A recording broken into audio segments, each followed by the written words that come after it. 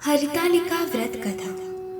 एक दिन माता पार्वती भगवान शिव के संग कैलाश पर बैठे थे।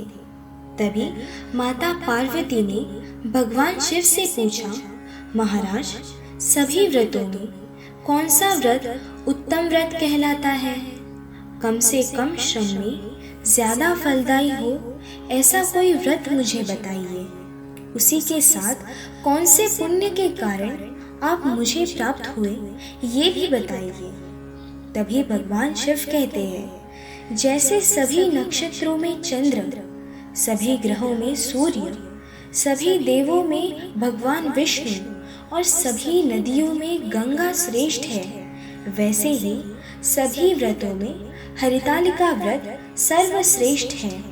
वह मैं आपको बताता हूँ।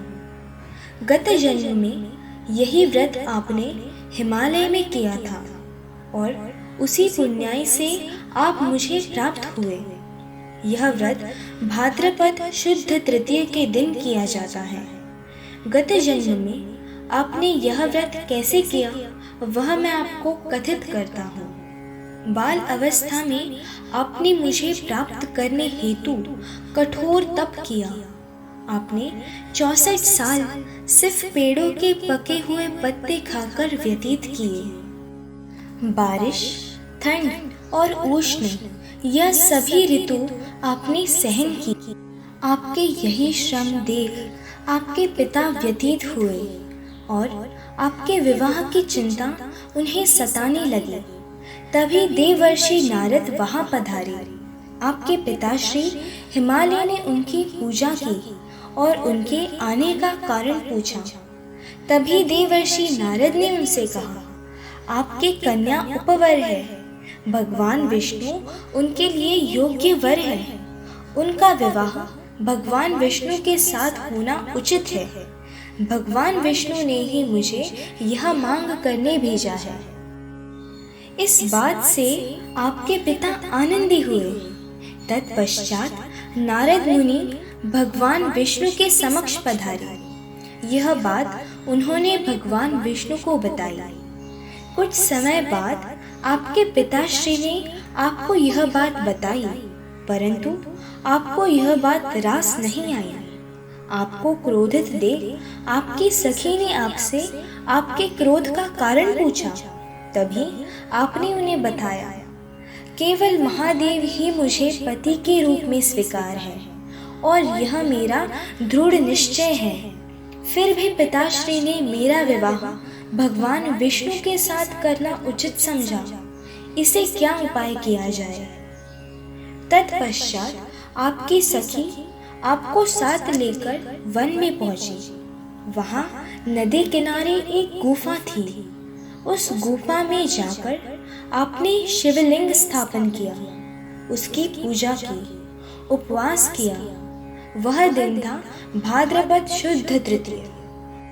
आपने रात भर उस जगह जागरण कर सेवा की। आपके इस पुण्य से यहाँ मेरा आसन हिल गया।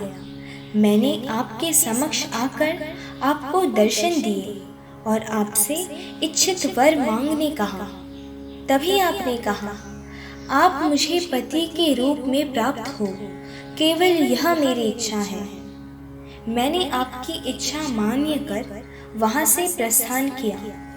दूसरे दिन आपने वह व्रत पूजा विसर्जित कर अपनी सखियों के साथ पारण किया। तभी आपके पिता वहां आए और उन्होंने आपसे यहाँ भाग आने का कारण पूछा। आपने उन्हें सारी घटना कथित की और तभी उन्होंने आपका विवाह मेरे साथ ही होगा ऐसा वचन दिया और फिर आपको अपने साथ घर ले गए। कुछ दिन बाद शुभ मुहूर्त देख आपका और मेरा विवाह संपन्न हुआ। इसी प्रकार हरितालिका व्रत से आपकी इच्छा पूर्ण हुई। हरितालिका व्रत इस तरह किया जाता है। व्रत के स्थान पर तोरण लगाए, केले के स्तंभ से वह सुशोभित करे, रंगोली बनाकर माता पार्वती सह शिवलिंग स्थापन करे, षोडशोपचारों से पूजा करें, प्रार्थना करें।